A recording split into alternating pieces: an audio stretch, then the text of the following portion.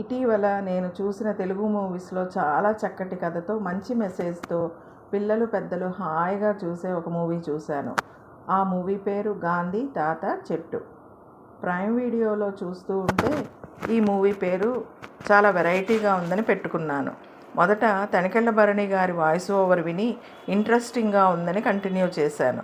నిజంగా ఒక మూవీని ఇంత బాగా కూడా తీస్తారా అన్నట్టుగా తాత మనవరాలి మధ్య రిలేషన్ను, పిల్లలు ఎలా ఉండాలో నేర్పుతూ కుటుంబ కథా చిత్రంగా గాంధీ తత్వాన్ని చక్కగా చూపించారు. ఇక తాత మనవరాలి క్యారెక్టర్ మెయిన్. మనవరాలి క్యారెక్టర్లో డైరెక్టర్ సుకుమార్ గారి అమ్మాయి సుకృతి వేణి ఎంత అద్భుతంగా అమాయకంగా నటించింది అంటే నేషనల్ అవార్డు కూడా వచ్చింది.